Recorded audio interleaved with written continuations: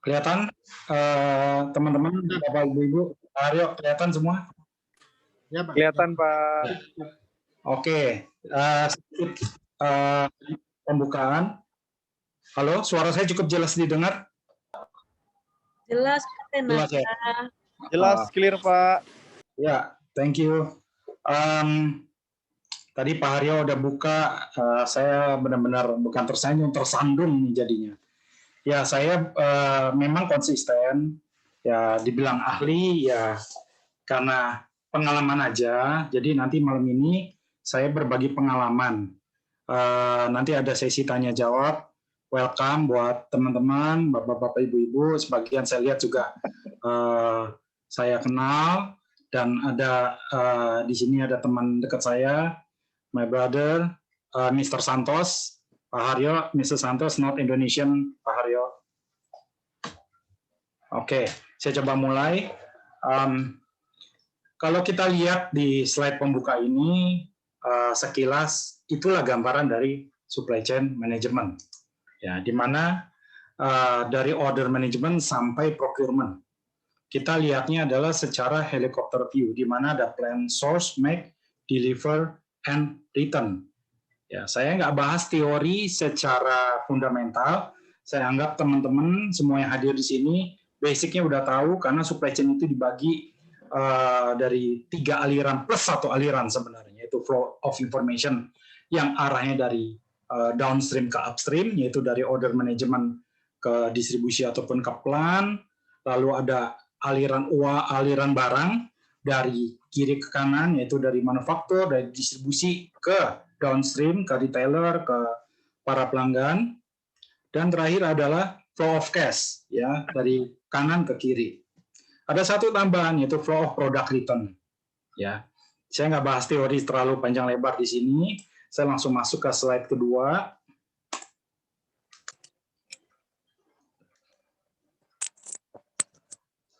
Ya, ini CV saya secara garis besar. Saya lulusan teknik mesin. Ya, saya ambil S2 bidang manajemen. Saya ambil 3 sertifikasi. Yang pertama dari Rice University, dan terakhir saya ambil kurang lebih beberapa bulan yang lalu dari European Logistics Association. Ya, pengalaman saya dari pabrik kertas sampai terakhir saya balik ke industrial coating chemical, di mana saya melewati beberapa perusahaan. Ada yang bersama dengan Pak Haryo ketika saya di Orang Tua Group, lalu saya ketemu beliau lagi di Garuda Food. Dan saya mengalami beberapa industri yang berbeda-beda, yaitu sempat di sportwear, dari manufacturer sampai distribution, sampai ke procurement-nya juga saya handle. Lalu saya juga mengalami pengalaman di dunia consumer electronic retailer, ya, di Electronic City Indonesia Tbk. Sempat sebentar di startup. Lalu saya mungkin bidangnya bukan di sana, saya balik lagi ke manufacturing. Actually, industrial coating chemical saya pegang dari manufacturing sampai ke ujungnya, yaitu ke distribusi. Ya, saya juga sebagai bagian dari executive board di Asosiasi Logistik, asesor BNSP, saya juga sebagai public trainer, dan juga terakhir mengisi short article di Logistik Plus Magazine dari tahun 2009 sampai 2017 akhir. Lalu saya sebagai faculty member, dosen di Semada Pratama, dan juga sebagai in-house, memberikan in-house training di beberapa perusahaan, dan juga saya dosen di Institut Transportasi Logistik Trisakti. Kurang lebih seperti itu gambaran dari background saya. Nanti kalau ada beberapa pertanyaan terkait industri-industri yang bisa saya jawab, saya jawab. Pada prinsipnya, supply chain itu ilmunya generik. Dengan pengalaman yang saya alami dari berbagai industri yang berbeda-beda, konsep fundamental dari supply chain itu sama. Semua tergantung ketika kita sudah memahami konsep dan teorinya, ketika kita nyemplung ke industri, apapun, kita yang harus melakukan satu modifikasi sesuai dengan karakteristik, culture, dan internal bisnis proses di perusahaan itu tersebut. Katakanlah kita berbicara yang namanya sales and operation planning. Kita berbicara yang namanya collaborative planning. Teorinya adalah strict. Baca buku-buku textbook, mau ikut certification yang bersifat vokasi, ilmunya jelas. Tapi ketika nyemplung ke lapangan, kita yang perlu memodifikasi. Itu yang perlu kita sadari. Seperti teorinya bahwa namanya forecast yang buat adalah sales. Tapi in reality, sales sudah bikin forecast nggak bakalan benar. Sales itu sudah fokus yang namanya jualan barang, dia harus dapetin order, keliling ke toko-toko, itu yang normal, tergantung industrinya. Ada juga yang sifatnya udah main teknologi untuk mendapatkan prospek. Nah, ketika disuruh bikin forecast, ini jadinya adalah pakai ilmu CKMP, cara kira-kira menggunakan perasaan. That's why ketika kita ada di satu perusahaan, di situ kita harus nyadari yang membuat forecast atau yang menyediakan forecast, kita providing adalah orang supply chain, khususnya demand planning. Ya, nanti saya ada cerita sedikit ketika pengalaman di elektronik. Oke, nah masuk ke slide berikutnya ini, di mana di sini ingin dijelaskan cross functional process optimization dalam supply chain. Ya, tengahnya itu semua irisannya tengahnya adalah supply demand matching. Sebelah kiri itu bagian planning, baik demand planning maupun supply planning. Kalau demand planning lebih dekat ke distribusi, kalau supply planning lebih dekat ke manufacturing. Nah, di sini yang ditekankan di demand planning itu harus bisa melihat dua hal dari pengalaman. Product behavior sama branch behavior. Karakteristik produk secara nasional harus dilihat, tapi karakteristik setiap cabang itu berbeda-beda. Itu yang perlu kita pahami. Mau ilmu forecasting apapun, tetap harus dilihat karakteristik di branch itu. Contoh waktu saya di elektronik, penempatan barang, kulkas set by set, ketika ditaruh di Lombok, di diskon 70% pun nggak laku. Nggak laku. Karena memang orang sana mungkin nggak gitu memahami teknologi. Tidak memahami kulkas ini sebenarnya punya teknologi lebih. Tapi dijual lebih murah pun nggak laku. Akhirnya kita pindahin ke Denpasar, malah bisa cair. Ya, ini salah satu penempatan barang yang tidak tepat. Nah, di sini kalau kita lihat bagian kiri, saya masih berbicara bagian kiri itu adalah pengelolaan di collaborative planning melalui ROFO, rolling forecast, dan sales and operation planning, di mana irisannya dengan bagian sebelah kanan terkait dengan pengelolaan hub and spoke, yaitu bagaimana mengelola distribution center utama sampai ke regional distribution center hingga ke cabang-cabang ataupun langsung ke customer. Irisannya dari inventory optimization. Ya, berbicara inventory, ini ada satu topik menarik yang sebenarnya kalau dilihat inventory itu kelihatannya sepele, tapi sebenarnya yang menyebabkan perusahaan itu bisa kolaps itu gara-gara kita tidak mengelola inventory dengan benar. Ya, kapan inventory sebagai aset, kapan inventory itu sebagai liability. Apalagi di zaman yang serba uncertainty. Oke. Terus berikutnya, kalau kita lihat yang sebelah bawah terkait distribusi, ya, di mana di situ ada pengelolaan untuk pemenuhan fulfillment, delivery and fulfillment sampai ke toko-toko. Ya, di sini saya menekankan adanya satu kebutuhan transportation management system. Dari gambar slide yang saya sampaikan ini, ada teknologi-teknologi yang embedded di situ.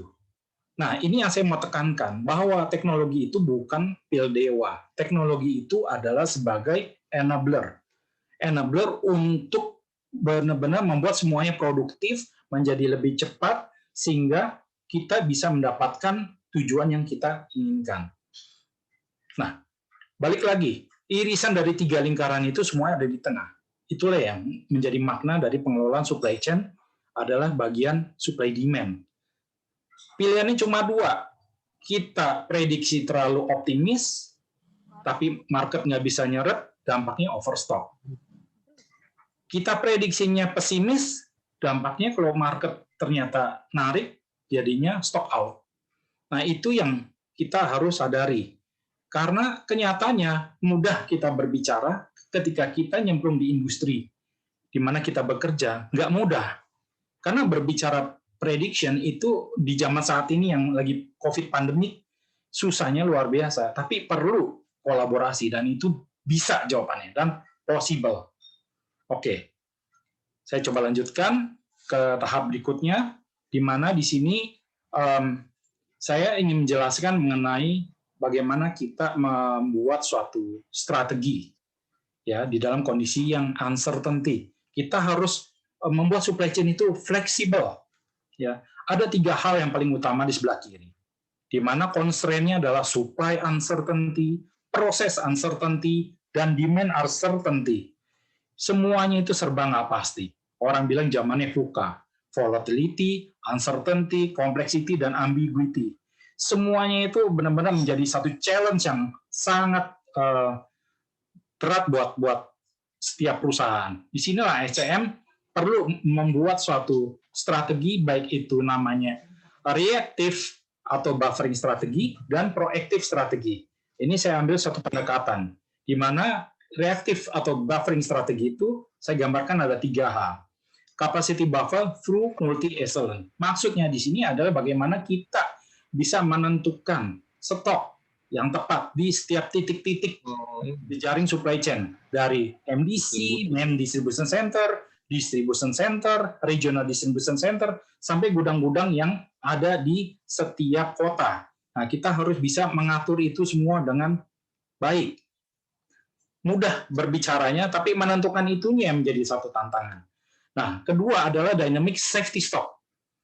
Kenapa saya katakan dynamic safety stock? Karena safety stock itu tidak bisa kita buatkan menjadi statik. Kalau kita bisa kelola itu dengan sistem akan lebih baik. Tapi belum semua perusahaan, saya katakan belum semua perusahaan benar-benar menggunakan teknologi sebagai enabler. Kalau kita berbicara safety stock, alangkah baiknya bisa berubah-ubah setiap minggu. Tapi sukar kalau dilakukan hanya mengandalkan Excel. Akan menjadi satu problem buat orang-orang yang bekerja di lapangan terkait dengan pengelolaan safety stock.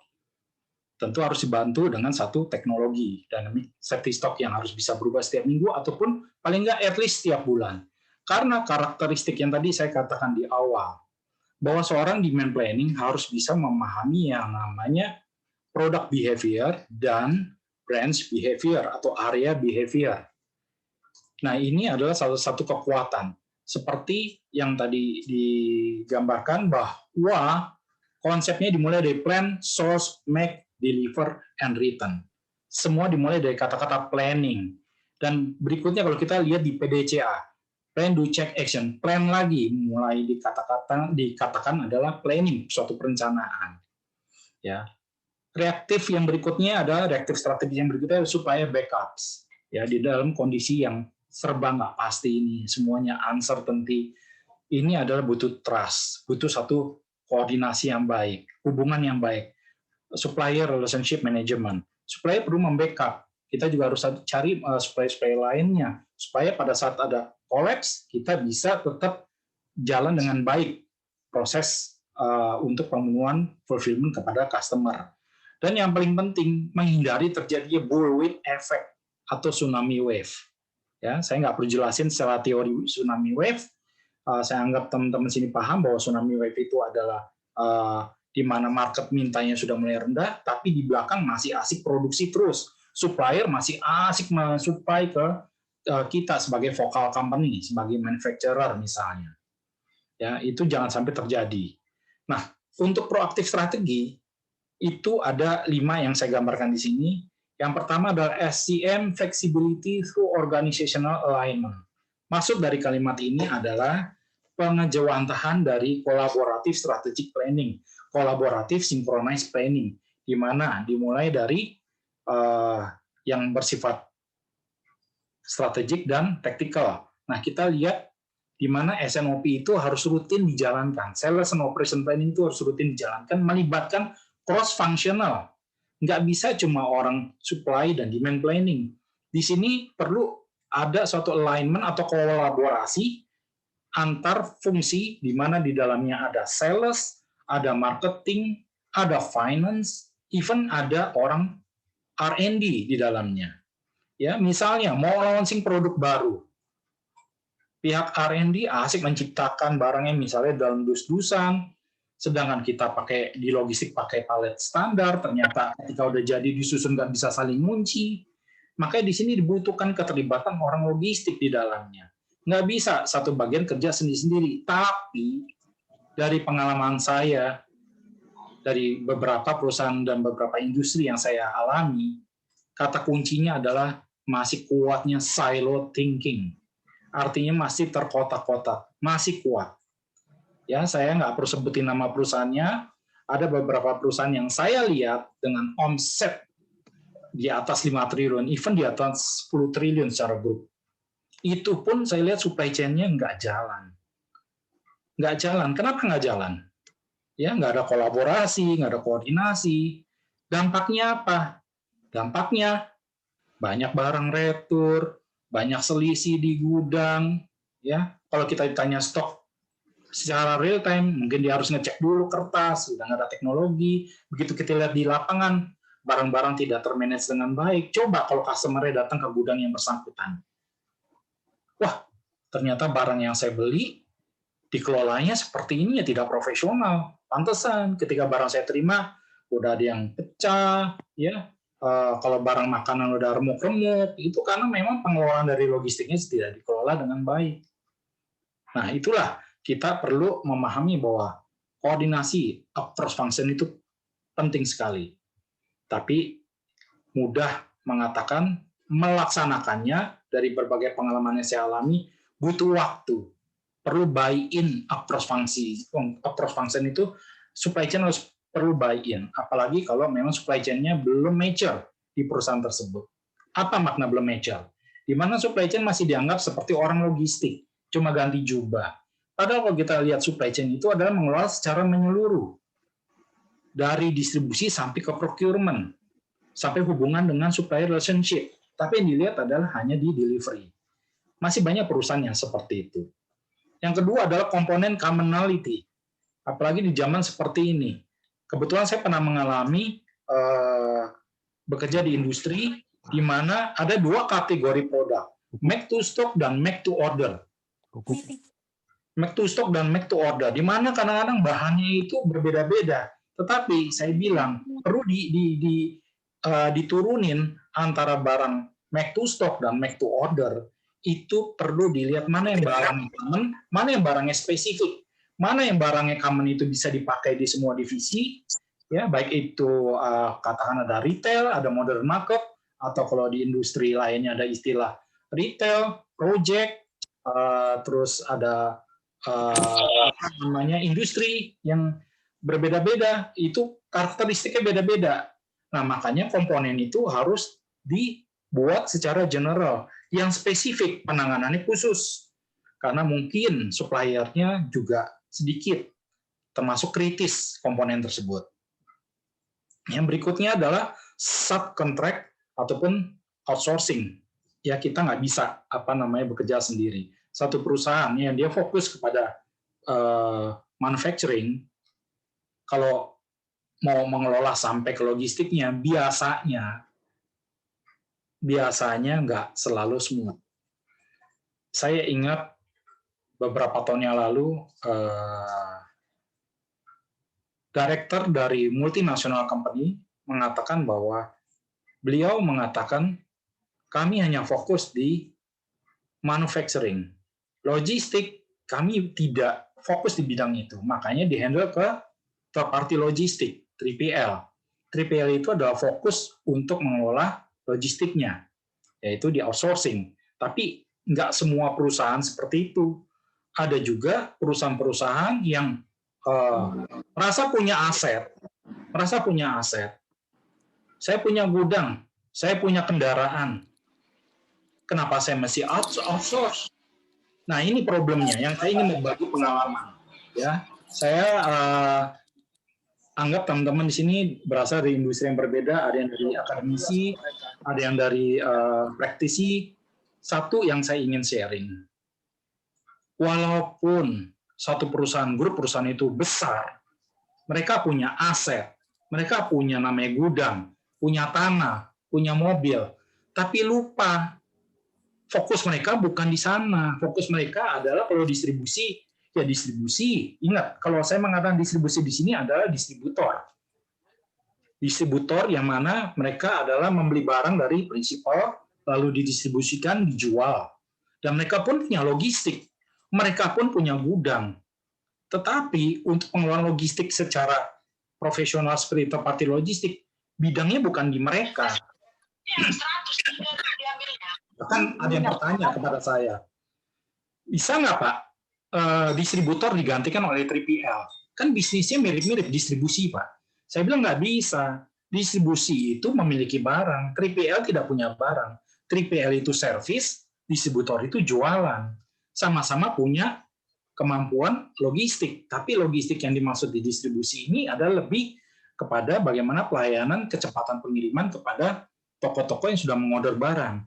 Tapi kalau yang namanya 3PL itu lebih daripada itu, karena bertanggung jawab terhadap pengelolaan warehouse management yang lebih profesional. Coba kalau teman-teman review, kalau yang ada berasal dari perusahaan distribusi, bukan 3PL.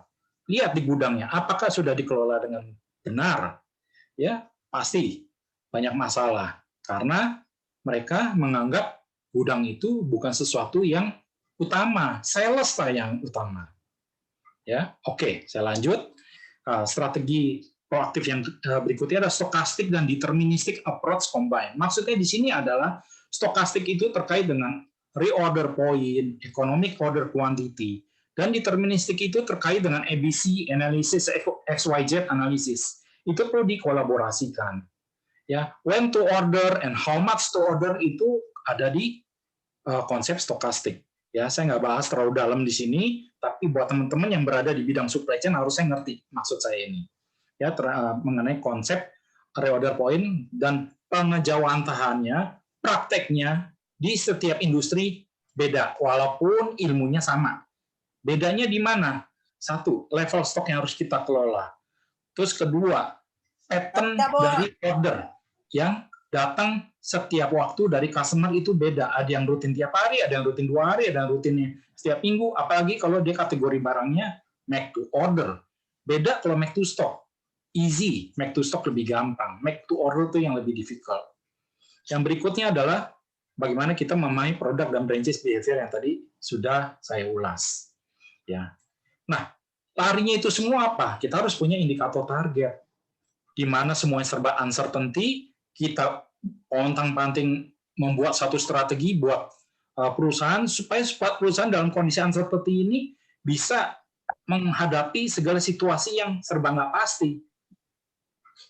Di mana market itu bergejolak gara-gara COVID pandemi.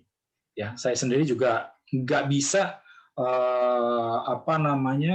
mengatasi 100%, tapi dari strategi-strategi ini yang membuat kita menjadi resilient, menjadi tangguh, harus lihat ke dalam. Makanya kata kuncinya adalah tadi organizational alignment. Orang itu harus bisa saling erat. Jadi secara fungsi departemen ataupun fungsi divisi-divisi lainnya itu harus bisa bekerja sama. Harus lihat di dalam kondisi yang uncertainty ini ada cari kekuatan di internal. Harus lihat faktor efisien yang bisa dilakukan. Ya, memberdayakan orang-orang yang tepat. Nah, akhirnya terjadilah begitu kondisi market sudah mulai turun, serba nggak pasti tiba-tiba naik lagi. Ya, kenyataannya nggak semua industri turun, ada juga industri yang naik. Ya, kebetulan saya di Industrial Coating Chemical pun stabil. Tadinya sempat drop. Nah, akhirnya saya benar-benar mengelola itu dengan hati-hati karena kuncinya adalah kekuatan tim kerja saya sendiri. Bagaimana meng-align-kan dengan bagian-bagian lain, termasuk dengan bagian sales. Sales fokusnya adalah untuk mencapai target, sedangkan logistik adalah melayani supaya customer terpuaskan, satisfied. Ya, yaitu misinya apa? Dapat barang tepat waktu, nggak salah kirim, tapi buat kita jangan sampai cost-nya bengkak. Kalau bisa the lowest possible cost. Nah, ini tantangan buat orang logistik dan supply chain.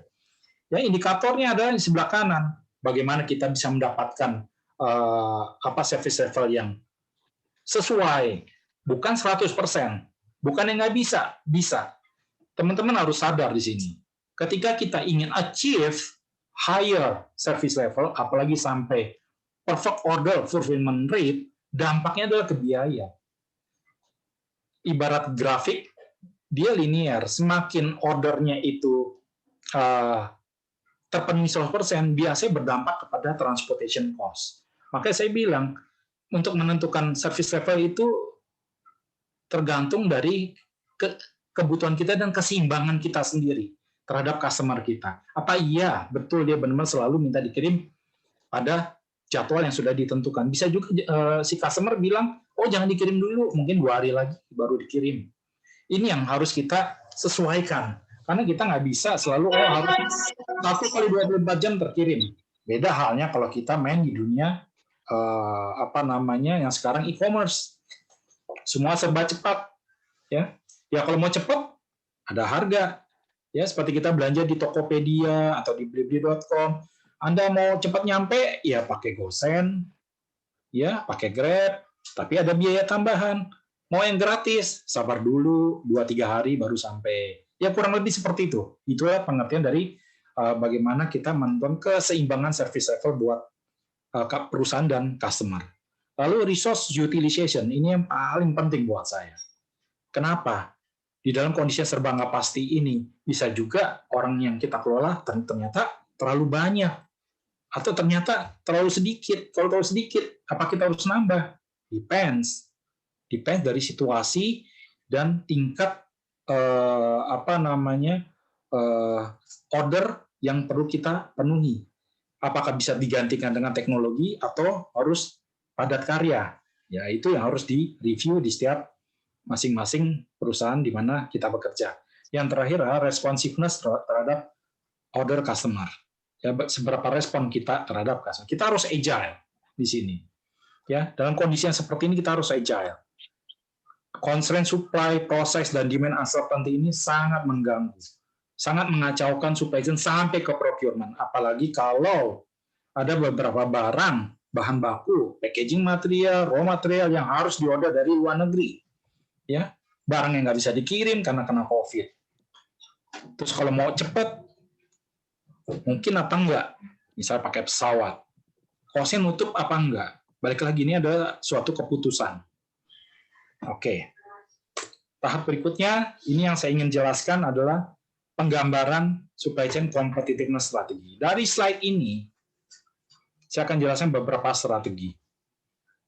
Yang pertama, bagaimana kaitannya kita menentukan market downstream dan kapasitas upstream-nya itu melalui rolling forecast dan sales and operation planning. Baik itu manufacturer dan distribution, duduk bareng, bagaimana komunikasi terjalin, jangan sampai terjadi bullwhip effect di sini. Itu yang harus dipahami.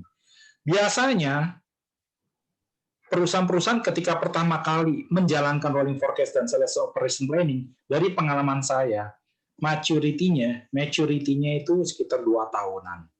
2-3 tahunan. Awal-awal biasalah. Ngedrumel, kok kayak begini, meeting juga nggak ada hasil. Kenapa? Karena nggak terbiasa melakukan kolaborasi. Masing-masing egonya muncul. Ego setiap departemen, ego setiap divisi masing-masing muncul.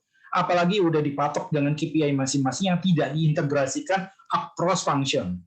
Ya, tidak ditarik dari ujung, dari CEO-nya turun di cascade ke bawah, tapi masing-masing buat sendiri-sendiri, enggak saling connect. Wah, itu bahaya tuh. Akhirnya jagain kandang masing-masing. Ya jangan harap dah organizational alignment jalan. Ini dari pengalaman saya yang saya lihat. Secara teori udah benar, tapi prakteknya itu benar-benar tidak semudah membalikan telapak tangan. Ya, di sini mungkin perlu satu komitmen dan perlu dibantu dengan teknologi, satu enabler. Makanya dikatakan bahwa teknologi zamannya sekarang dikatakan 4.0, tapi ternyata nggak semudah itu ketika kita terapkan di suatu perusahaan. Nggak mudah, kenapa? Kita harus menyesuaikan dengan internal bisnis proses kita, harus dibenerin. ketika kita embedded dengan teknologi, biasanya ada beberapa distraction, ya, baik itu dari internal manusianya, ya tidak terbiasa, banyak error. Nah, ini yang perlu dirubah.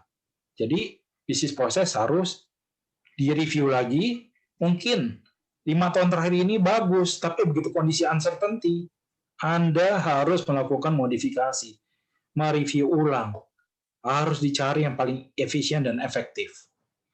Ya, kalau tahapan pertama dibuka dengan strategi perencanaan, yaitu rolling forecast dan sales and operation planning.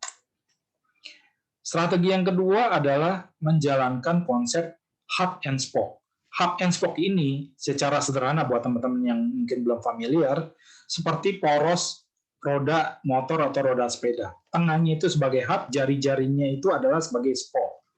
Jadi bagaimana kita bisa mengelola barang-barang, mana yang tepat ditaruh di hub, mana yang tepat ditaruh di spoke. Jadi misalnya kalau konsep perusahaannya model kayak pengalaman saya di Orang Tua Group, Garuda Food, Kapal Api, mereka kan punya manufacturing, punya distribusi juga. Sejogjanya mereka punya regional DC, supaya stok nggak numpuk di setiap gudang cabang. Kalau setiap gudang cabang numpuk, akhirnya mereka nggak fokus jualan, fokusnya ngelola stok dulu, ributin stok dulu. Nah, konsep RDC inilah, ya, dengan main distribution center yang biasanya melekat dengan manufacturing, dekat dengan manufacturing, RDC lebih dekat ke, namanya kata-katanya regional, lebih dekat dengan cabang-cabangnya ada di region itu. Nah, ini yang perlu dilihat, apakah pengelolaan MDC dan RDC bisa dilakukan internal, atau perlu bantuan atau di outsource ke pihak ketiga, yaitu third party logistik. Nah, kalau lihat gambar yang saya tampilkan ini, antara supply dengan finished goods assembler atau focal company itu perlu intermediary, perlu truk. Dari finished goods assembler ke MDC perlu truk juga atau perlu kontainer. Artinya tidak bisa bekerja sendiri. Apa iya end-to-end semuanya adalah satu grup perusahaan? I don't think so. Dari pengalaman saya sih, ya mungkin dari manufacturing sampai distribusi, yes. Tapi gitu ke belakang, itu antar lautnya, nggak mungkin mereka menguasai pelayaran. Pelayaran punya orang lain. Jadi perlu kolaborasi. Nah, ini kata kunci berikutnya. Kolaborasi dengan bisnis partner atau mitra kerja. Saya menganggap transporter, forwarder, 3PL company itu adalah mitra kerja yang strategik. Why? Kita nggak bisa menghadapi situasi uncertainty ini sendiri.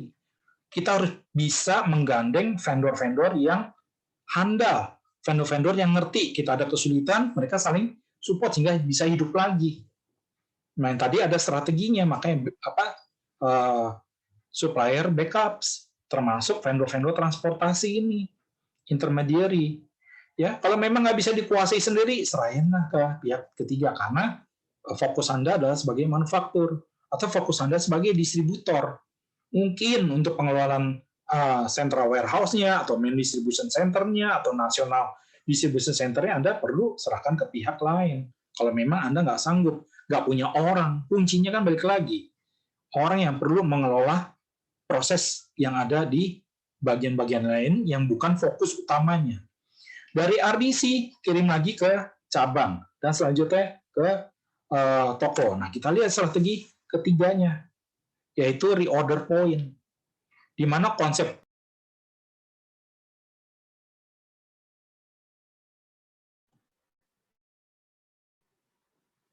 Pak Tenaka di unmute dulu tuh, tadi ke mute mungkin tadi sempat putus kali ya. Pak Tenaka tolong di unmute ya. Iya, oke, ke unmute ya. Coba tes suara dulu, tes suara dulu. Tes 1 2 3. Suara. Jelas? Ya. Oke. Jadi kalau internetnya lagi nggak stabil, ada kemungkinan terus putus gitu. Kalau putus kemungkinan bisa ini ya. Oke, thank you Pak. Silakan dilanjutkan Pak. Iya, lagi asik ngomong, kalau ada yang something tolong diingatkan. Jadi balik ke topik yang tadi, saya sampai mana tadi ya? Saya udah ngomong hub, lalu berbicara strategi mengenai reorder point. Berbicara reorder point, kita belajar di buku-buku semuanya very clear. When to order and how much to order-nya very clear di sini. Yang tidak clear ada kita mempraktekannya.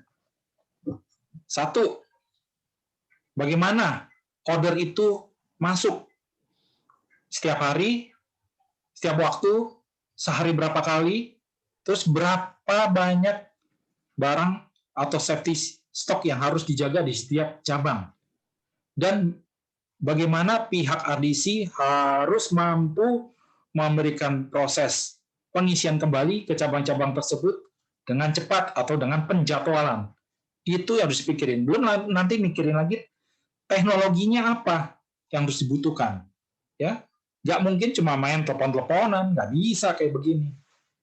Zaman udah beda. Nah, ini yang saya katakan strateginya ada ROP, tapi ketika kita mempraktekannya perlu mempertimbangkan apa-apa yang dimiliki oleh perusahaan itu sendiri.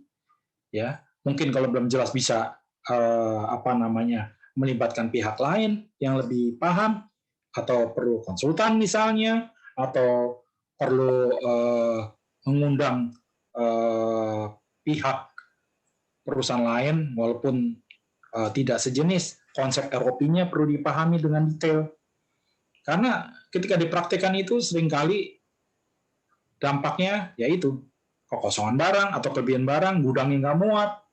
Nah, dampaknya secara manajemen nggak baik. Kalau kebanyakan itu inventory holding cost-nya tinggi, orang gudang juga stres, mau nyimpen di mana, selisih tinggi, kalau barang kurang, orang sales yang komplain. Nah, itulah hati-hatinya di dalam penerapan ROP. Strategi yang keempat, yaitu strategi yang keempat adalah warehouse management system, yang kelima transportation management system, yang terakhir ini kaitannya dengan sales, yaitu Salesforce automation. Sejak saya bekerja di Garuda Food sudah menggunakan teknologi, kalau nggak salah, saya lupa menggunakan barcode ya. Lalu ketika di kapal api sudah menggunakan tab. Saya ikut ke lapangan bagaimana sales mendapatkan order, makanya saya katakan janganlah melibatkan sales untuk buat forecast, tetapi mintalah orang sales memfeedback prediksi yang dilakukan oleh demand planning, karena orang sales yang lebih tahu di market kayak apa. Orang marketing harus tahu promo-promo yang lagi jalan di market, kompetitor atau apa, promo yang mau dijalankan. Nah, kalau orang sales mesti lihat aktivitas-aktivitas kompetitor yang ada di lapangan, itu yang menjadi satu pemoles buat forecast yang disediakan oleh bagian supply chain atau demand planning.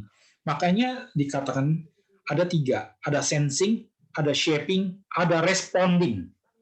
Nah, sensing itu perlu datang dari orang penjualan. Shaping itu dipertajam lagi oleh pihak demand planning. Responding ketemu semua untuk memvalidasi. Ini gimana market situasinya? Harus ada sama-sama untuk membahas itu semua. Nah, strategi-strategi ini semualah yang perlu kita terapkan. Ada yang membutuhkan enabler, silakan. Yang tidak membutuhkan enabler, ya perbaiki. Misalnya, warehouse management system tidak melulu berbau teknologi IT, tapi perbaiki dulu proses-proses di dalam gudang. Visual management dijalankan, Pokayoke dijalankan, cycle count dijalankan, stock of none dengan baik dijalankan, penataan barang secara standar 5R diterapkan. Nah, kalau itu udah rapi, udah siap, barulah kalau memang udah kompleksitas sudah tinggi, jumlah SKU-nya makin banyak, ya, saya bekerja terakhir dengan perusahaan sampai saat ini total SKU yang dihandle 72.000 dan sudah menggunakan tentunya SAP warehouse management. Tapi itu pun saya belum puas. Kenapa? Karena UEM bawaan dari SAP itu adalah basisnya ERP. Nah, ini yang saya ingin berbagi pengalaman. ERP itu adalah transactional system. Sedangkan logistik supply chain perlu yang namanya execution system. Ya, tidak hanya namanya transaksional. Mungkin kalau bisnis prosesnya nggak ribet, nggak kompleks, jumlah SKU-nya juga nggak banyak, mungkin cukup. Tapi begitu kompleksitas sudah tinggi, Anda tidak cukup dengan ERP saja. Tidak cukup. Apalagi kalau perusahaan udah besar, SKU makin banyak, omset udah di atas triliunan. Mungkin di situ saatnya Anda perlu teknologi digital. Perlu namanya supply chain enterprise. Kalau memang dibutuhkan. Nah, perlu dibutuhkan apa enggak? Tentunya balik lagi. Anda sebagai orang supply chain harus melihat secara komprehensif, end-to-end, memberikan dampak benefit yang dahsyat atau tidak. Nah, tahu enggaknya, Anda harus ngukur dulu dari sekarang. Ya, secara warehouse management sistemnya, Anda cara kerja di gudang udah betul belum? Transportation management system sekarang sudah rame di market, ya. Ada Ritase, ada apalagi pihak Kalbe juga keluarin juga namanya apa saya lupa. Ada yang bersifat berbasis Android, ada yang benar-benar bawaan dari teknologi ERP-nya seperti Oracle. Semua apapun selama itu membantu gunakan.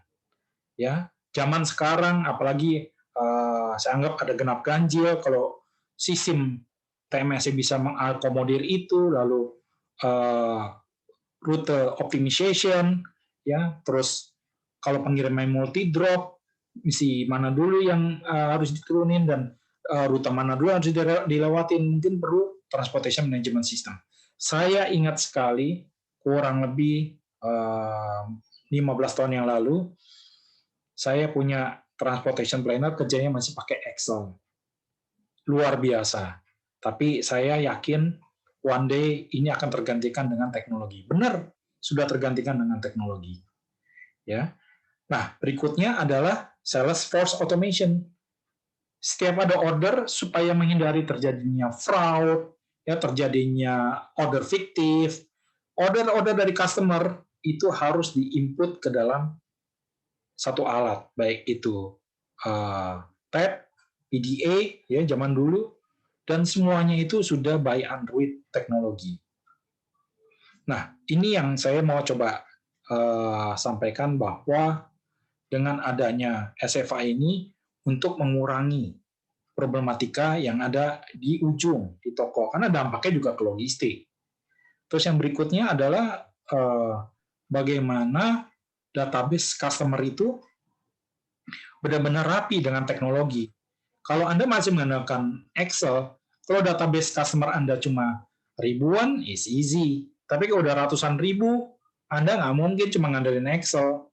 Yang ada nanti bisa terjadi benang kusut ketika pengelolaan data-data, apalagi untuk mengecek order-order yang di mana setiap perusahaan distribusi selalu mengalami fraud.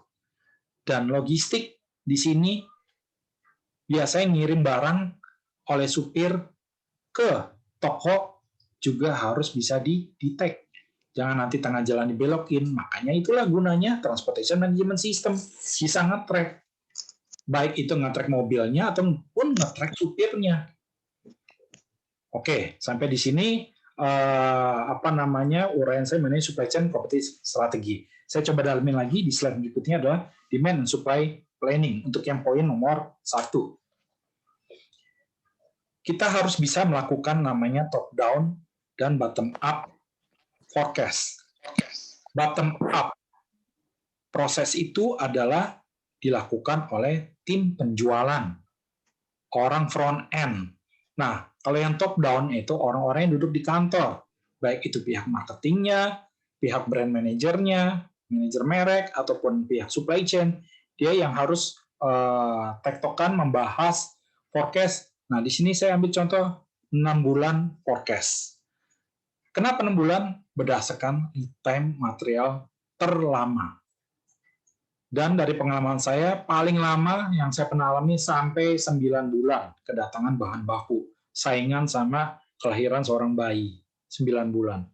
Nah, masalahnya ketika suruh membuat forecast selama 9 months in advance, itu nggak mudah. Forecast makin jauh, itu errornya makin tinggi. That's why Di sini perlu bantuan enabler, bantuan teknologi. Kalau 1-2 bulan ke depan masih bisa, walaupun masih banyak errornya juga. Nah, selanjutnya dari hasil top down dan bottom up itu dilakukan pre-SNOP antara demand planning, PPIC, yaitu production planning, inventory control, dan procurement. Ya, sebelum masuk ke tahap berikutnya SNOP, di mana di dalamnya ini kita perlu pahami dari SNOP ini larinya adalah bagaimana masuk ke proses production, di mana production itu perlu mempertimbangkan perencanaan produksi per SKU, per line, per periode, constraint planning-nya, apakah harus jalan 1 shift, apakah jalan 2 shift, lalu apakah PPIC perlu juga koordinasi dengan pihak demand planning dan logistik agar bisa menentukan distribution dan fulfillment plan. Nah, selanjutnya dari PPIC itu akan menurunkan menjadi daily production schedule dan juga menjadi dasar buat procurement untuk menentukan planning buat raw material dan packaging material.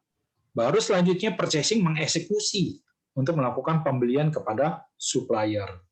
Ya, ini adalah prosesnya semua. Prosesnya di mana ujung-ujungnya adalah kita bisa menerjemahkan demand itu ke dalam kebutuhan cabang, di drive oleh dari lead time dari pabrik ke NDC, RDC sampai ke cabang. Misalnya, dari hasil ini kita ukurkan dengan dasar DOI, yaitu Days of Inventory, atau Inventory Days of Supply. Katakanlah saat ini XX days, katakan 50. Target dari hasil melakukan demand dan supply planning melalui rolling forecast dan SNOP meeting turun 30%. Ambil contoh seperti itu. Makin rendah, makin baik. Akan tetapi, jangan sampai terlalu rendah. Nah, berapa banyak yang harus kita perlu reduksi? Balik lagi yang ngerti kita sendiri yang ada di setiap perusahaan. Jangan pakai perumpamaan data perusahaan orang lain. Misal, orang tua grup bisa sampai 7 hari. Kalau gitu kita bikin deh sampai ke 7 hari. Belum tentu. Belum tentu bisa kita sama. Karena bisnis prosesnya beda, dan kita harus lihat berapa lama planning horizon-nya mereka. Nggak bisa kita samain. Kecepatan logistiknya di zaman yang tidak pasti ini, kecepatan logistik ini sangat dibutuhkan.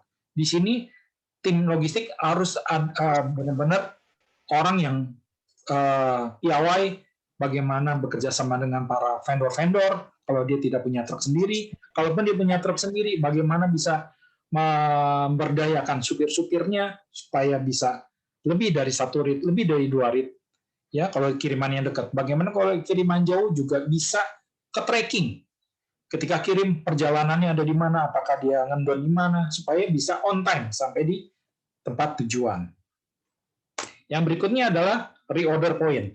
Saya mau jelaskan di sini adalah konsep pull and push sistemnya, di mana pull system itu didapat dari customer ke cabang. Jadi barulah di situ RDC akan memfulfill stok yang ada di masing-masing cabang berdasarkan stok yang sudah turun karena diorder oleh customer. Sedangkan RDC sendiri diisi oleh main distribution center berdasarkan pull system. Kenapa berdasarkan pull system? Karena hasil dari rolling forecast itu akan diterjemahkan menjadi satu distribution planning buat pihak logistik yang ada di main distribution center untuk fulfill ke RDC without considering yang namanya order dari customer. Karena order dari customer itu larinya ke gudang cabang dan ke RDC. Nah, di sini yang perlu dikelola adalah safety stock-nya. Ya, di sini ada rumusan safety stock yang saya gambarkan, saya nggak bahas detail karena nanti jadi panjang lebar. Tapi rumus ini tidak sekedar rumus teori. Saya sudah pakai selama 10 tahun, di beberapa perusahaan dan proven. Tapi hati-hati, ketika kita masukin lead time, ketika kita masukin orderannya, demand-nya, kita harus bisa tahu, karena kita yang lebih paham di tempat kerja kita sendiri. Jadi DOI sendiri, Days of Inventory, semakin rendah jelek, semakin tinggi jelek. Nah, kita yang bertanggung jawab untuk mencapai titik keseimbangan agar bagaimana doi yang kita maintain itu bermanfaat buat perusahaan. Karena days of inventory itu pengejawantaannya adalah cash flow. Doi tinggi, cash flow problem. Doi rendah, stock out. Itu pilihannya. Nah, ini gambar ini yang ingin saya tekankan, bagaimana kita bisa menurunkan days of inventory, salesnya tetap naik, di mana logistik cost akan lebih manageable, inventory holding cost tentunya akan bisa lebih rendah. Nah, kalau kita udah bisa mencari titik keseimbangannya, kita akan tahu DOI yang tepat berapa hari. Ketika saya di elektronik, saya coba pukul 30 hari, nggak bisa. Nggak boleh. Low sell sayanya. Jadi harus berapa? Itu masa belajar saya adalah 2 tahun setelah saya lihat, oh ternyata untuk dunia elektronik, karena ada faktor barang yang dikirim dari negara pembuatnya, dia harus ada antrian di pelabuhan, terus akhirnya ketemulah titiknya. Kalau nggak salah, something antara 32 sampai 42 hari. Itu pun butuh waktu untuk kita mengetahui bahwa titik yang perlu kita jaga di mana. Oke. Ini slide bahwa kalau kondisinya certainty, segala sesuatu itu bisa diprediksi menggunakan conventional strategic plan. Ini sourcing saya ambil dari Paul Higgins. Lalu kalau uncertainty, possible futures are known, but we can only assign them subjective probabilities. Gunakan scenario planning. Saya setuju ini. Karena in practically, saya menggunakan ini bagaimana menebak kondisi uncertainty ini. Balik lagi, hilangkan silo. Collaboration antar cross function. Duduk bareng di SNOP, bicara untuk keselamatan perusahaan supaya lebih resilient. Harus memakai beberapa skenario planning. Dan risk, barulah kita menggunakan forecasting, di mana possible future are known and we can assign. Jadi kita hanya bisa menetapkan yang kemungkinannya yang paling mendekati, yang paling sering. Ya, makin ke kiri resilience, yaitu possible future yang tidak diketahui dan kita hanya bisa mengimajinasikan saja. Ya, di kondisi uncertainty inilah kita perlu membuat skenario planning, termasuk bagaimana melakukan foresight yang lebih jauh daripada forecasting. Terakhir, sebagai penutup, kunci suksesnya ada 2, people dan system. Saya tidak mengabaikan infrastruktur, tapi zaman sekarang perusahaan kalau bisa jangan terlalu banyak aset. Ya, people lah yang menjadi aset utama. People yang bagaimana? People yang handal supaya bisa ketemu resilient transformation team yang tepat. Dan yang kedua, adaptasi di budaya perusahaan. Dan kita harus bisa bagaimana menyesuaikan diri di sana. Dan berikutnya adalah yang paling penting, executive commitment. Kata kunci melaksanakan SNOP meeting harus ada executive commitment. Tidak bisa diserahkan kepada middle management. Nggak bisa. Dari pengalaman saya nggak bisa middle management. Jadi teori-teori yang mengatakan bahwa butuh yang namanya komitmen dari top management itu betul. Ya, saya lihat itu teorinya betul. Dari praktek saya ternyata memang harus ada itu. Kalau nggak jalan. Akhirnya masing-masing egonya muncul. Dan yang terjadi bukan satu kesepakatan, tapi saling menjatuhkan. Yang ketiga adalah cross-functional organizational alignment, yaitu menjadi seamless thinking. Kita harus lihatnya satu. Yang berikutnya, sistem, kita harus bisa mulai memberdayakan teknologi digital. Nggak usah yang terlalu advance, tapi sesuai dengan kebutuhan kita. Lalu data integration dan visibility. Dan berikutnya harus tepat, appropriate dengan internal business process. Kalau memang perlu disesuaikan, sesuaikan. Karena kondisi ini adalah kondisi yang serba nggak pasti. Oke, dari saya demikian, teman-teman. Mungkin Pak Haryo bisa coba koordinir, Pak Haryo. Jika ada pertanyaan, silakan.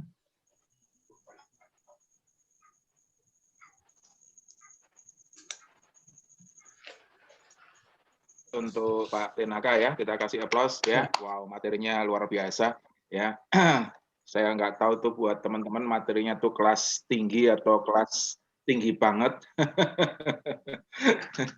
Ya, gimana Pak Ganda, ada komentar? Saya lihat ada Pak Erwin Raza. Selamat malam Pak Erwin. Selamat malam Pak Tenaka, baru nyampe saya. Ya, nggak apa-apa Pak Erwin. Ya, saya nggak bawain makro Pak, tapi membawain secara supply chain. Biasa. Ya, Di baik, kolom chat begini banyak Bapak Ibu pertanyaan. teman-teman, Pak Tenaka sebelum dimulai tanya jawab, silakan Pak Tenaka cek di chat room. Kalau ada pertanyaan yang bisa dijawab, silakan dijawab. Kemudian sambil menunggu Pak Tenaka menjawab yang ada di chat room, kalau ada yang mau bertanya, live aja ya, buka videonya, kemudian langsung bertanya aja. Oke, waktu dan tempat dipersilahkan. Nah, saya baca VUCA. Volatility, uncertainty, complexity, ambiguity, bukan agile. Oke. Terus berikutnya ada pertanyaan, dalam masa pandemi ini banyak perusahaan mencari solusi ataupun strategi penanganan untuk menanggulangi gangguan pada supply chain management. Bagaimana cara yang baik untuk mengatasi permasalahan ini dan untuk menekan juga risk management dalam supply chain? Udah dijawab dalam uraian saya. Kuncinya, buang dulu silo thinking-nya. Ngomongnya gampang, praktekinnya setengah mati. Nggak gampang. Di sini tergantung maturity perusahaan dalam melihat supply chain. Yang saya lihat adalah maturity perusahaan ketika menganggap supply chain itu di tataran mana. Kalau tatarannya seperti logistik, percuma. Anda mau berteori kayak apapun, nggak bakalan jalan di situ.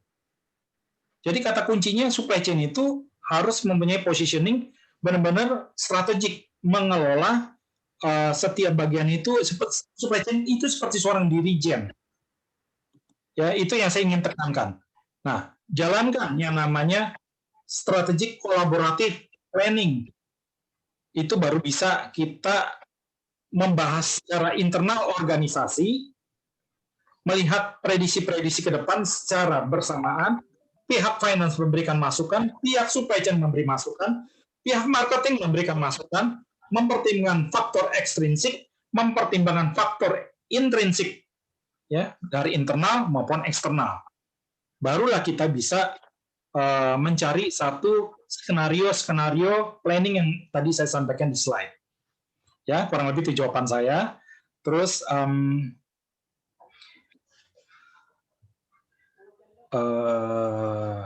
ada pertanyaan di luar konteks mengenai organisasi logistik. Saya to the point aja. Oh, Pak Tanaka, saya rasa cukup dulu di chat room.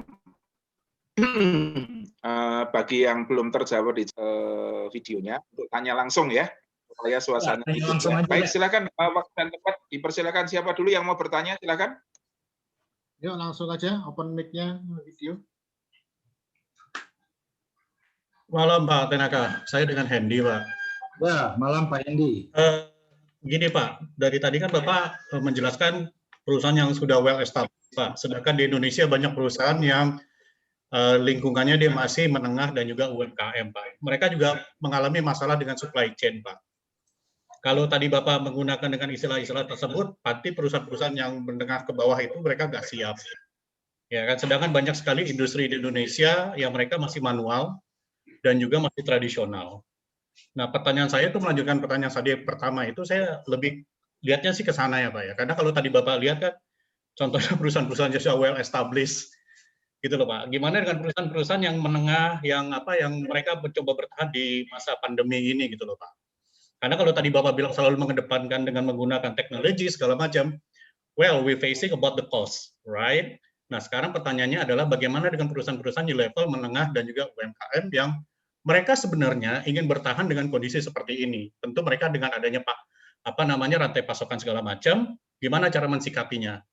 Gitu Pak. Oke. Terima kasih Pak, selamat malam. Sama-sama. Pak Hendy, di awal saya sebenarnya udah mention Pak Hendy, bahwa teknologi itu bukan segalanya, bukan pil dewa, tapi ada satu enabler. Dan kalau Pak Hendy mengatakan, yang saya ambil contoh perusahaan-perusahaan yang established, sebenarnya rapuh Pak, rapuh di dalamnya, gede doang. Nah, rapuhnya kenapa? Karena mereka sendiri juga nggak mature di dalamnya. Oke, nah menjawab pertanyaan Pak Hendy yang perusahaan menengah ke bawah. Ukuran menengah ini apa nih Pak? Apakah jumlah karyawannya 5.000? Kan kalau yang ada sampai puluhan ribu itu kan besar sekali, Pak.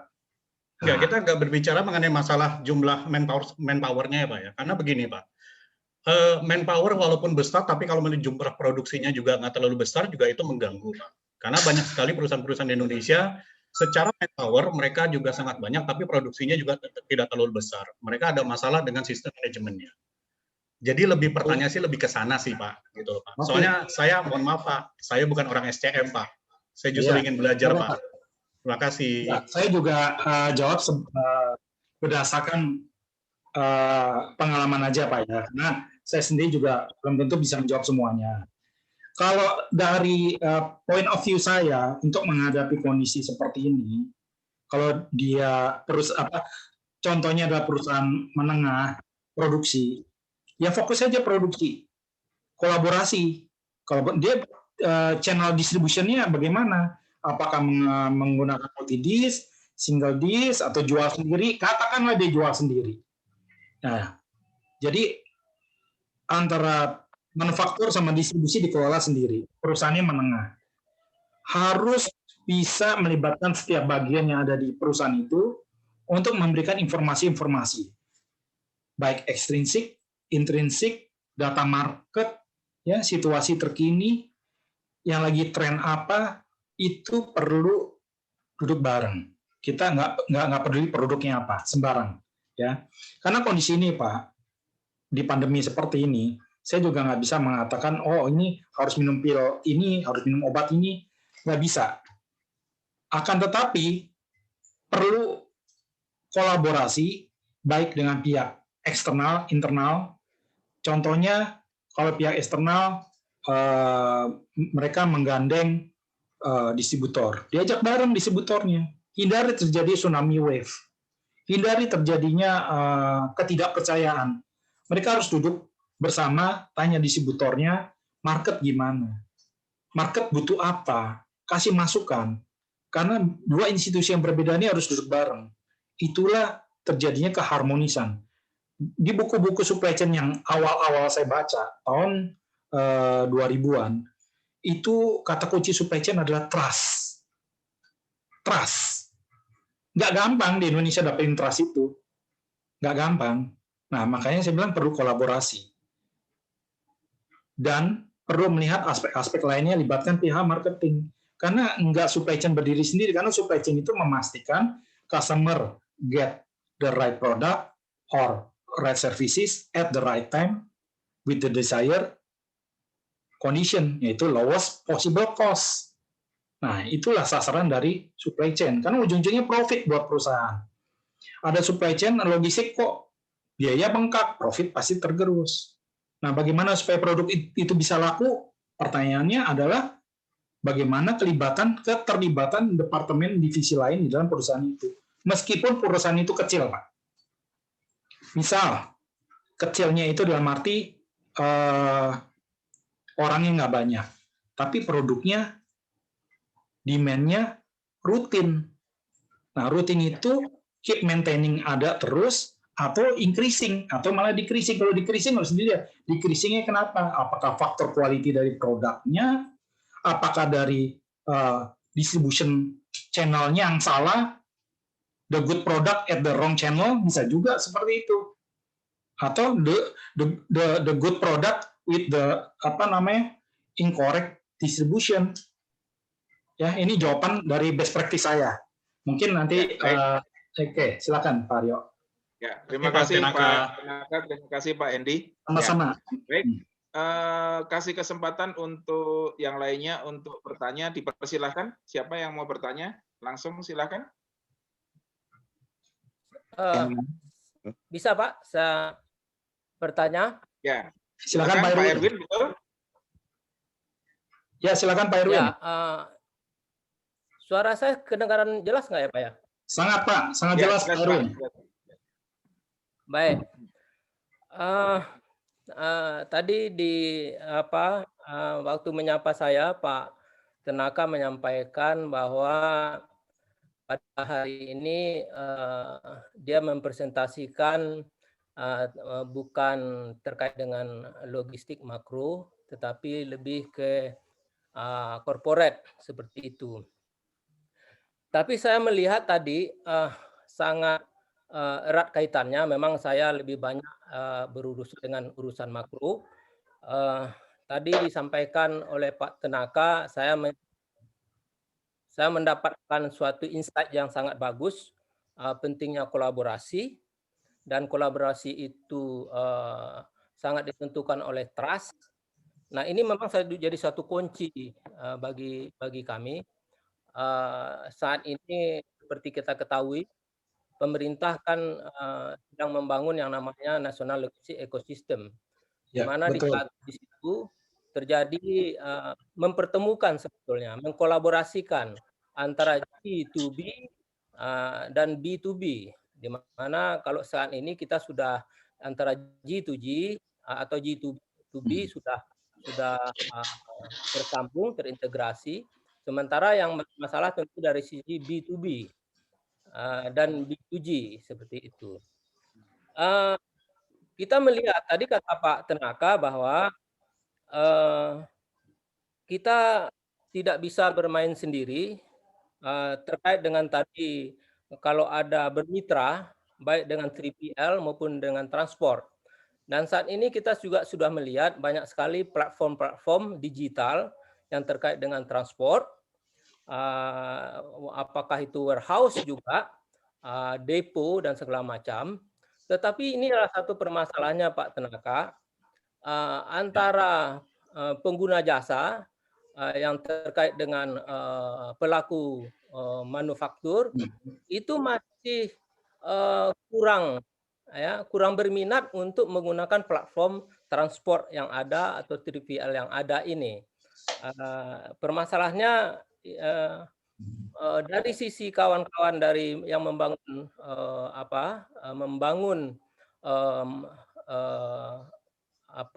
platform itu masih membutuhkan bantuan dorongan dari pemerintah untuk mempertemukan dengan kawan-kawan pengguna jasa dari manufaktur. Nah, ini seperti apa nih?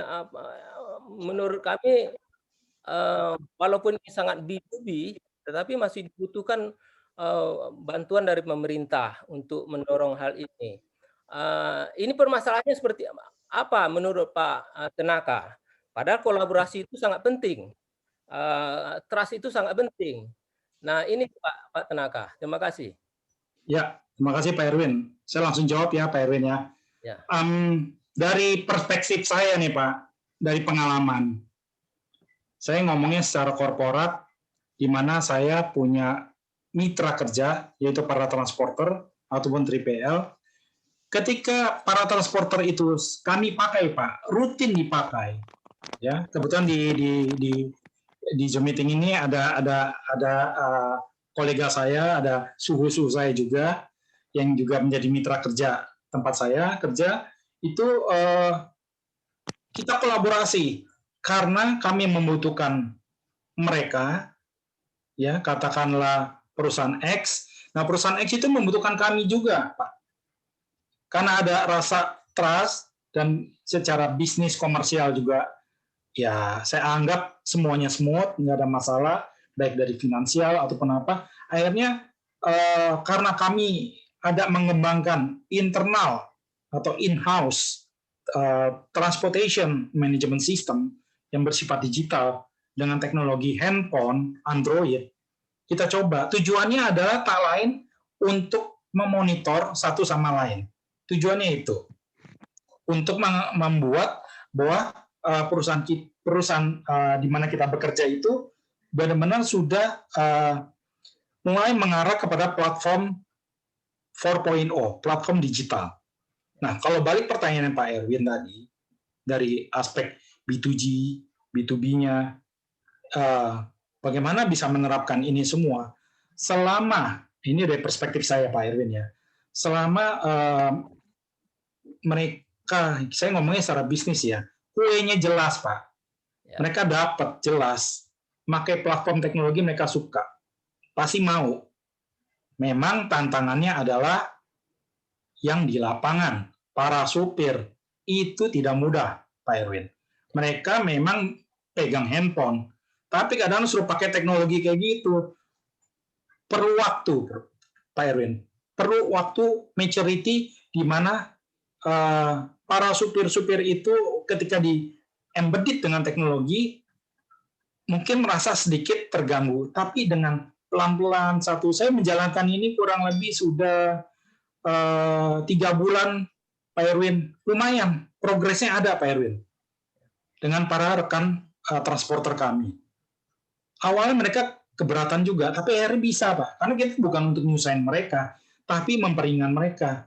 Malah dengan udah jelas seperti itu, membantu pihak pengirim jelas, oh barang sudah diterima. Dengan ada informasi teknologi sebelum menunggu namanya surat jalan proof of delivery yang sudah ada tanda tangan basah. Tapi dengan teknologi kita jadi tahu, oh barang itu sudah diterima.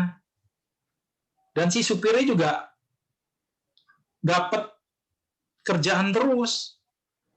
Notabene kan akhirnya sama-sama simbiosis mutualisme kalau saya bilang. Ini dari aspek mikro di tempat saya, Pak Erwin. Nah, kalau lihat secara makro, bagaimana itu bisa? Karena di market ini banyak sekali, Pak Erwin. Platform digital itu banyak sekali. Kalau bisa dipakai satu, memang kendalanya para transporter ini kan yang saya pakai banyak dipakai oleh perusahaan lain juga. Kadang-kadang masing-masing punya platform, Pak. Nah, itu yang kadang-kadang ya akhirnya si supir jadi kebanyakan platform. Nah, balik lagi, kalau dia memang dedicated, jadi mitra kerja, harusnya bisa. Nah, kalau memang diterapkan di secara pemerintah, dari perspektif saya, jawabannya bisa, Pak, sebenarnya. Bisa. Asal mereka benar-benar mau diatur. Karena kebanyakan organisasi juga sih, Pak Erwin, kalau yang saya lihat, ya sekilas yang saya lihat itu kan banyak organisasi. Nah, akhirnya masing-masing punya kepentingan. Nah, itulah yang saya bilang, Pak Erwin, silo thinking-nya kuat, Pak. Karena larinya ntar masing-masing, maaf nih Pak Erwin, semuanya ke UUD, ujung-ujungnya duit semua Pak Erwin. Nah kalau arahnya ke situ, itu nggak jalan. Tapi kalau tujuannya lebih mulia, bagaimana kita mengintegrasikan katakanlah internal blockchain, itu akan bisa jalan. Bisa. Dan memang butuh waktu untuk maturity. Dan yang pasti, setiap bagian itu harus menghilangkan silo thinking. Yang saya tahu setiap perusahaan rata-rata membuat platform digital. Baik itu secara in-house ataupun dia memakai punyanya orang. Akibatnya apa? Ya, yang terbebani supir, Pak Erwin kalau saya bilang, yang terbebani supir. Karena kalau dia melayani cuma 1-2 perusahaan mungkin no problem. Kalau dia oleh perusahaan intinya disuruh melayani beberapa perusahaan, supir yang sama, mabok Pak. Karena kebanyakan teknologi yang dipakai platformnya. Karena masing-masing ingin platformnya yang dipakai. Ini jawaban dari pengalaman saya, Pak Erwin. Ya, jadi jawaban saya bisa sebenarnya, Pak Erwin. Cuma butuh maturity aja. Baik. Terima kasih atas jawabannya, Pak Tenaka. Bagaimana, Pak Erwin? Mungkin ada yang mau ditanggapi lagi? Itu kan yang terkait dengan satu platform, Pak Tenaka, tetapi kan begini, yang terkait dengan platform yang sudah ada, yang sudah terhubung dengan National Logistic Ecosystem, sebetulnya itu kan bebas saja, dia mencari customer-nya dari berbagai industri manufaktur, tetapi memang masih ada sedikit keengganan dari kawan-kawan dari industri manufaktur untuk berkolaborasi menggunakan platform transport, umpamanya platform warehouse atau platform booking kapal seperti itu. Ini yang mereka masih menunggu, melihat-lihat seperti itu. Jadi memang perlu didorong oleh pemerintah untuk bisa mereka berkolaborasi yang dimaksudkan oleh Pak Tenaka tadi, dan juga mungkin dari dugaan kami tadi adalah permasalahan trust terkait dengan kerahasiaan data seperti itu, Pak Erwin. Setuju. Ya. Satu tips Pak Erwin. Mungkin mereka yang perusahaan-perusahaan, saya tahu juga Pak, beberapa perusahaan besar pun yang saya bilang quote and quote, dalamnya pun supply chain-nya rapuh. Itu mereka nggak terbuka untuk memakai teknologi. Perlu benchmark, Pak. Mungkin pemerintah bisa menggandeng mereka, ini loh mereka udah jalan, ya asal bukan perusahaan yang sejenis, Pak. Takutnya kalau kan di Indonesia kan perusahaan masih takut untuk berbuka data gitu loh. Oh, jumlah kirimannya kebaca. Nah, itu tahu Pak, omsetnya berapa. Maklum Pak, di Indonesia masih begitu, Pak Erwin. Nah, throughput per hari berapa? Udah kekeker Pak, omsetnya berapa? Itulah takutnya mereka begitu Pak Erwin. Berarti sistem apapun yang ingin dibangun oleh pemerintah agak susah kalau dari sisi pelaku bisnisnya masih seperti itu, menurut Pak Tenaka. Betul Pak, saya bisa jawab ini karena tahun 2000 saya belajar supply chain dari orang Denmark Pak. Idenya brilian Pak, brilian, yaitu konsep bagaimana satu gudang itu bisa bergabung dengan beberapa kompetitor. Konsepnya bagus, tapi satu yang nggak bisa diterima oleh para CEO-nya. Bagaimana menjaga confidentiality data kami. Itu problemnya, walaupun sudah dijelaskan pasti konfidensial. Mereka yang tidak percaya Pak, calon-calon kliennya yang tidak percaya. Yang penyedia jasanya sangat firm menjawab, kami jamin Pak, ada hitam di atas putih, ada legal agreement-nya. Tetap dari mereka itu nggak percaya. Itu sih pada pengalaman saya loh Pak Erwin. Ya, terima kasih Pak Tenaka. Sama-sama Ya, Pak. baik Pak Tenaka, terima kasih jawabannya, terima kasih Pak Erwin pertanyaannya. Ada yang raise hand, Pak Wahyu, betul? Pak Wahyu raise hand, mau bertanya Pak? Ya, baik, kalau begitu berikutnya siapa lagi yang mau bertanya dipersilakan. Yang tadi nulis di chat room, saya tolong disampaikan secara live aja ya, supaya ada interaksi.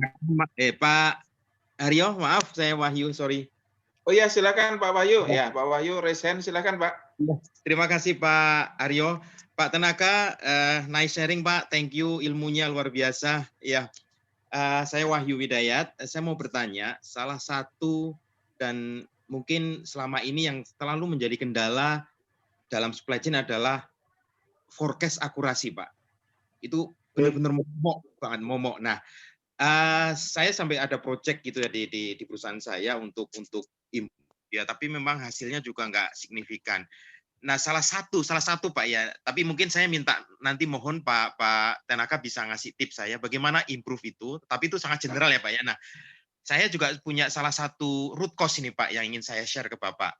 Salah satu root cause-nya adalah kalau sales target dari teman-teman bisnis atau teman-teman dari teman-teman sales itu misalnya 100 juta gitu ya. Tetapi setelah dibikin forecast yang tadi Bapak bilang itu bottom up, itu rata-rata hanya nyampe 80%-nya Pak, rata-rata 80 juta gitu. Ini contohnya. Sehingga kalau dari top manajemen mereka nggak mau terima ada forecast yang di bawah dari target. Ini sama aja kalian nggak mau mencapai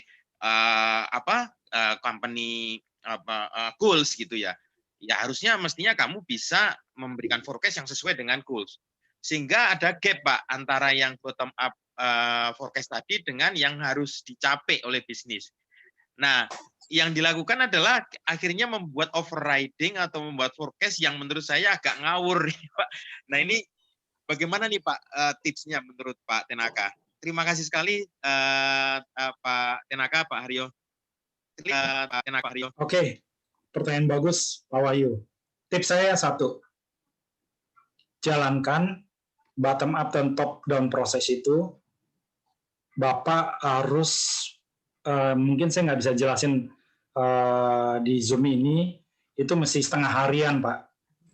Harus komprehensif, di mana ada waktu, kapan, demand planning. Kalau Bapak belum ada departemen demand planning, adakan dulu, Pak. Supply chain nanti dia mengakomodir, memprovide forecast. Karena yang namanya demand planning, kerjanya kan static data, Pak. Data-datanya nggak bisa ngomong. Ya, apalagi kalau bekerja cuma pakai Excel. Saya nggak ngomong teknologi tinggi dulu deh. Ya, kalau udah pakai teknologi tinggi, yang advance, seperti contohnya GDA, SAP, Oracle, tapi bukan ERP-nya, tapi SM Enterprise-nya, itu akan bisa memberikan satu rekomendasi forecast. Balik lagi, forecast itu cuma angka, Pak. Nah, bottom up itu adalah masukan dari orang penjualan. Benar nih, kira-kira angkanya segini. Minta feedback mereka. Angka-angka itu harus mereka feedback. Biasanya kalau orang sales sudah males, oke, setuju gitu. Nah, nanti dari tahapan itu, dari sensing, shaping, baru responding, duduk bareng. Duduk bareng, across function, bicara. Ini target 100, katakan 100 juta. Kami memforecast menjadi 80 karena faktor ini, faktor ini, faktor ini. Jadi nggak cuma ngomong angka dan angka, tapi memberikan satu konsiderasi terhadap market situation. Kita nggak bicarain stok, kita bicarain angka prediksi penjualan dulu. Baru selanjutnya menerjemahkan itu menjadi satu PO ke produksi misalnya. Nah, ketika membicarakan forecast versus target, target itu pastinya adalah satu ekspektasi perusahaan terhadap goal perusahaan yang udah dibikin di awal untuk mencapai itu. Oh, ternyata market yang tidak menyerap karena kondisi lagi uncertainty, turun.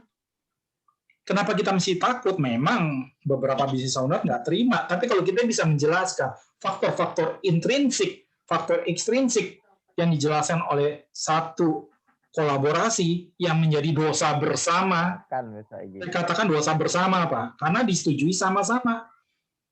Itulah yang saya katakan cross function itu memberikan satu agreement. Makanya harus dihadiri oleh top management. Kalau agreement yang setuju dalam middle management, ya jadinya kacau, Pak. Makanya di kolaborasi meeting itu harus ada eksekutif, minimal direktur lah. Kalau nggak harus CEO-nya. Lebih bagus kalau ada CEO-nya. Direktur atau kalau nggak ada direktur, ya GM yang bisa mengambil keputusan. Dan dia bisa mempertanggungjawabkan ke puncak pimpinan perusahaan untuk menjelaskan masalah-masalah ini. Karena dari hasil kolaborasi itu kan perlu dijelaskan ke top manajemen kalau yang bersangkutan nggak hadir. Makanya saya menginginkan yang namanya SNOP itu harus ada top manajemen. Tujuannya apa? Tahu. Kenapa bisa jadi 80? Jadi bukan ngomel-ngomel lagi, tapi ini adalah hasil satu kolaborasi. Target memang tinggi, tapi ini faktor ekstrinsik. Kondisi lagi PSBB ketat, istilahnya apa, PPKM. Nah, ini akhirnya market nggak bisa nyerap, turun. Ya, mungkin harus berganti strategi bisnis modelnya. Nah, itu bicaranya udah di luar konteks. Mungkin nggak bisa dengan sistem sales harus jemput bola, tapi udah pakai teknologi kepada customer Pareto. Itu jawaban saya, Pak Wahyu. Mudah-mudahan membantu menjawab. Kalau mau tahu detail mengenai proses rolling forecast sampai SNOP meeting, itu bisa pembahasan setengah hari sendiri, Pak. Terima kasih, Pak. Ya, terima kasih Pak Tenaka. Gimana Pak Wahyu? Silakan kalau mau ditanggapin. Cukup Pak Aryo, terima kasih. Terima kasih Pak Tenaka. Sama-sama Pak Ya, Wahyu. baik. Terima kasih Pak Wahyu Hidayat atas pertanyaannya. Ada yang raise hand lagi, Pak Yosep, silakan. Pak Yosep, raise hand, mau bertanya, silakan Pak. Iya Pak, selamat malam Pak Tanaka, selamat malam Pak Haryo. Malam Pak Yosep. Pak, saya ini cukup awam ya Pak untuk yang SCM. Cuma saya ingin bertanya karena cukup menarik untuk materi yang disampaikan buat malam hari ini.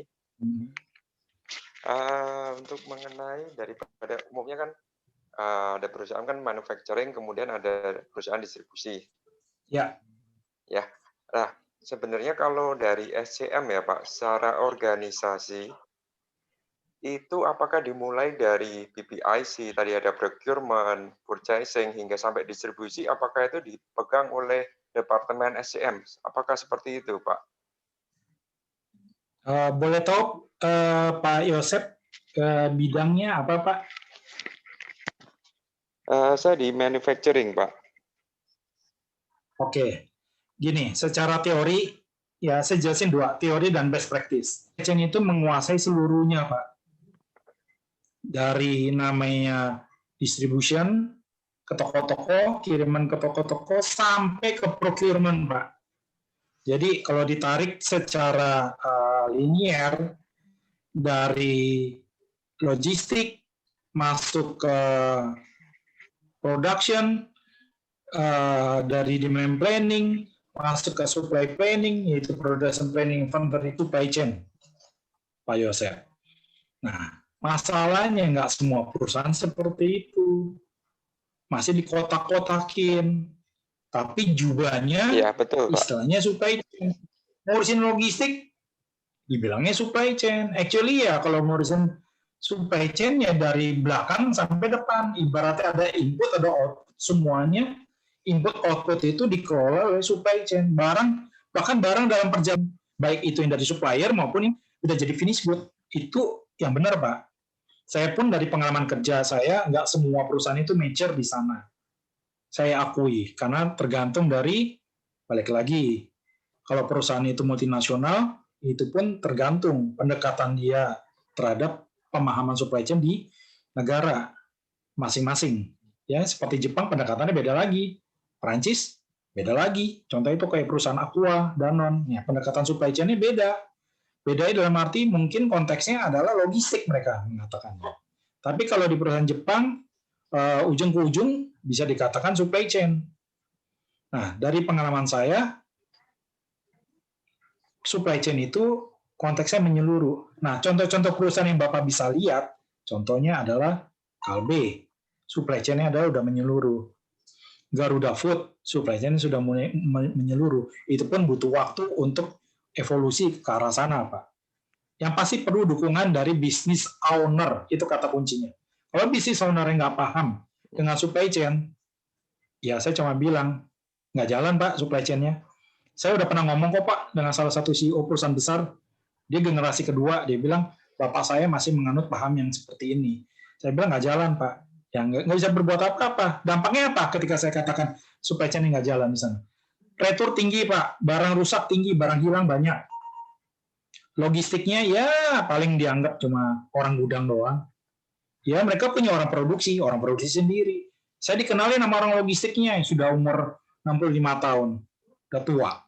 Sorry, 60 tahun, bukan 65 tahun. 60 tahun. Masih dipakai karena orang senior. Tapi balik lagi, gayanya gaya orang gudang, bukan orang supply chain. Kalau saya orang supply chain ada lihatnya secara helikopter view, seperti di slide saya yang pertama yang saya jelaskan. Seperti itu, Pak Yosef. Oke, Pak. Terima kasih, Pak. Sama-sama, Pak Yosef. Baik, terima kasih Pak Yosef. Mudah-mudahan menjadi jelas. Baik, apakah masih ada lagi yang mau bertanya? Silakan. Oh, ada yang resen lagi? Duma, Ibu Duma. Ya, selamat malam, Pak. Duma Yohana, silakan. Ya, saya ingin bertanya, saya masih mahasiswa semester 2 logistik. Jadi masih ingin bertanya lebih lagi tentang SCM, tentang supply chain. Nah, tadi saya mendengar kalau sebentar lagi atau kita akan menghadapi industri 4.0. Nah, itu seluruhnya pakai teknologi kan nih, Pak. Nah, bagaimana jika ke company customer semua memakai teknologi, jika customer-nya ini berada di suatu daerah yang terpencil, Pak, dan susah menjangkau teknologi. Nah, gimana menurut Bapak seorang yang sudah ahli ya dalam supply chain, gimana solusi dari Bapak? Oke. Terima kasih, Pak. Yuk, sama-sama. Daerah terpencil ya, tadi suara Anda ada putus-putus. Kalau daerah terpencil ya kita harus kolaborasi. Siapa yang kuat di sana teknologinya, dan balik lagi market penetration-nya bagus nggak, memberikan revenue yang bagus nggak, kan ujung-ujungnya bisnis. Kalau ternyata nggak memberikan dampak bisnis yang baik, ngapain saya mesti nanamin teknologi tinggi di sana?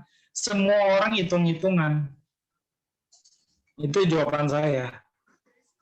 Solusinya ya kalau memang marketnya sangat prospektif, benchmark, sudah disurvei, faktor demografinya, sosiografinya, politik, ekonomi, sosial, budaya udah dianalisis secara detail. Oke, kita tanamin teknologi di sana. Ya, kalau di sana yang kuat adalah Telkomsel buat internetnya, ya ajak Telkomsel misalnya. Terus kedua, untuk distribusinya yang paling bagus saat ini, bukan paling bagus ya, yang paling lengkap seluruh Indonesia, pos logistik. Nah, kita libatin mereka. Contohnya seperti itu, kan kita nggak bisa kerja sendiri. Nah, kita lihat pos logistik punya teknologi apa nih. Jadi balik lagi, kolaborasi kata kuncinya. Jadi nggak bisa kita Superman sendirian di sana, nggak bisa. Yang ada biaya bengkak nanti. Akhirnya tidak terjadi satu bisnis di sana. Karena ujung-ujungnya hitung-hitungan, memberikan benefit apa enggak. Oke, clear ya, Duma? Terima kasih, Pak. Yuk. Ya, baik.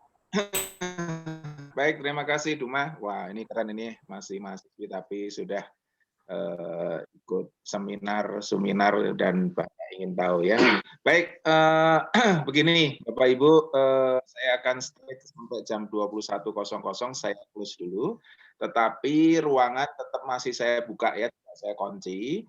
Nah, maksudnya bagi Bapak Ibu yang masih ingin stay, masih mau ngobrol, tanya jawab dengan Pak Tenaka, sepanjang Pak Tenaka masih menyediakan waktu, akan saya persilahkan ya.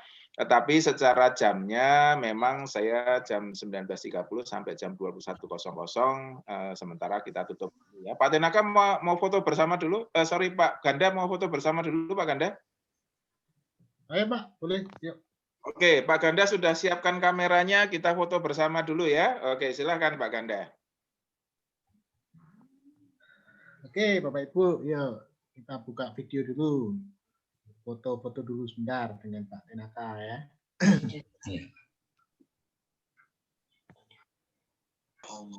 Berikan apresiasi buat Pak Tenaka ya. Materi yang luar biasa nih Pak Tenaka. Iya, luar biasa Pak Ganda. Pesertanya luar biasa. Oke. Oke. Yuk, buka dulu, Bapak Ibu.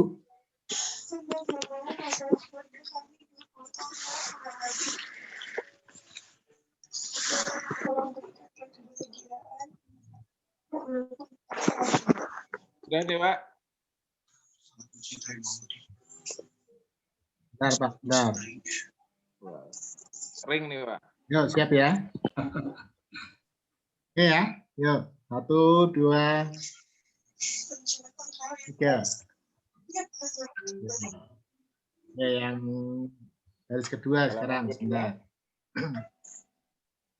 Ya. Ini udah kurang banyak Pak Rio, tadi 100 ya Pak.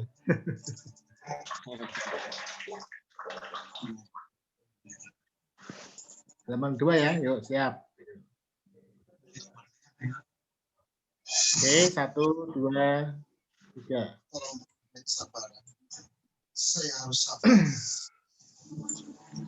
Ini halaman ketiga sekarang. Siap-siap, mohon dibuka dulu Bapak Ibu. Gambar ketiga.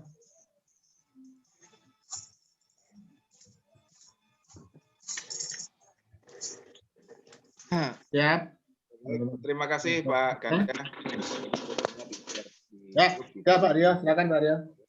Ya, terima kasih Pak Ganda. Ya, sama-sama Pak Rio. Yuk. Bapak Ibu, semuanya. saya ingin sampaikan terima kasih yang sebesar-besarnya kepada Pak Tenaka Budiman. Kita kasih tepuk tangan ya atas sharingnya, dan saya bersama Pak Ganda atas nama Digital Marketing Club, Motivation Daily, dan Sales Indonesia. Kita adalah komunitas yang sudah berjalan 3 tahun lebih, dan semenjak COVID ini kita menyelenggarakan seminar online via Zoom, dan ini adalah episode ke-37.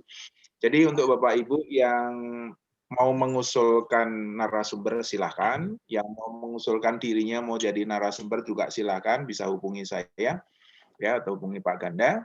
Kita bisa arrange, kita masih bisa jalan setiap pekan. Mudah-mudahan kita bisa memfasilitasi terjadinya sharing dari narasumber yang berkompeten dengan masyarakat yang memang butuh sharing akan knowledge dan experience ya.